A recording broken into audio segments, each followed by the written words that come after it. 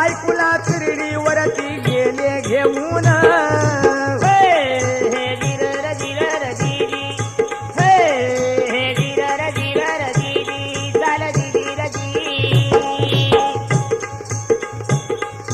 गावाखालच्या मसन वाटत आले घेऊन